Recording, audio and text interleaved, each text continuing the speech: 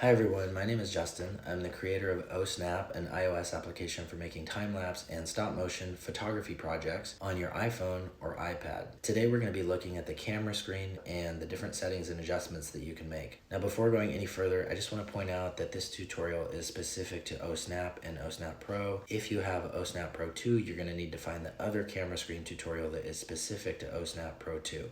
Now I'm going to navigate to the camera screen.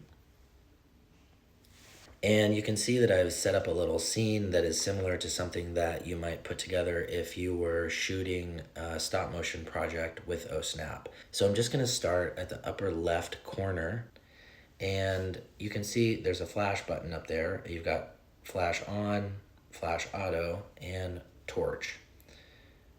If you look in the top right corner, that button simply flips the camera screen. If you're using the back camera screen, it will flip to the front and vice versa. Also, you can tap anywhere on the screen, just like with the iOS camera, and the point of interest indicator will come up and the camera will optimize for that particular area of the screen.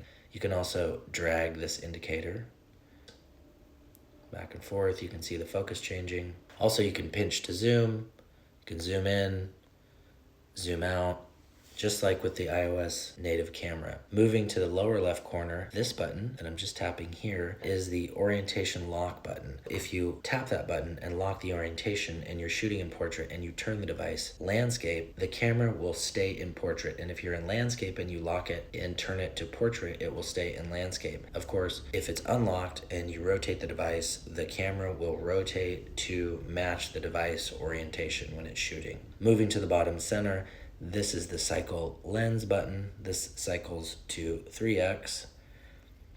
Here's the ultra wide lens and back to 1x for any phone that has multiple lenses on the back. And just moving a little bit further to the right, you can see there's 3 lock icons. These icons lock the white balance, the exposure, and the focus. Okay, so if I just lock each of these,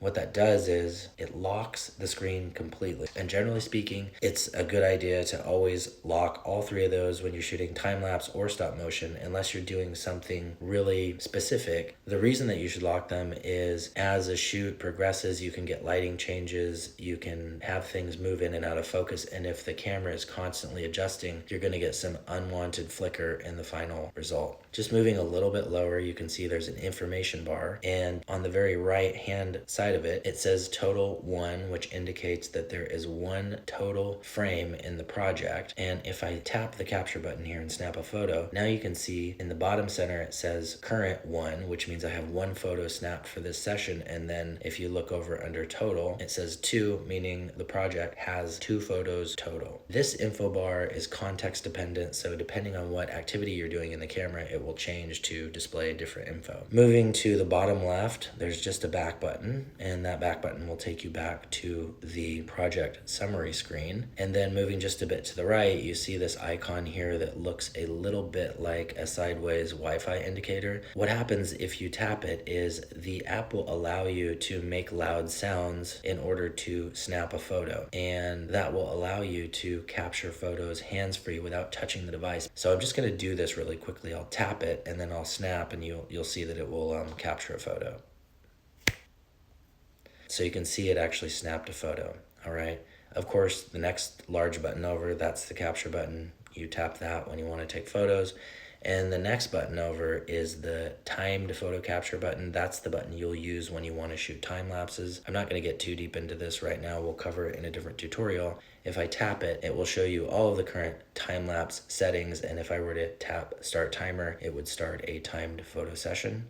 And then all the way to the right is the target overlays button. I'm just tap this and we'll just look at these briefly. I'm not going to go too deep into these.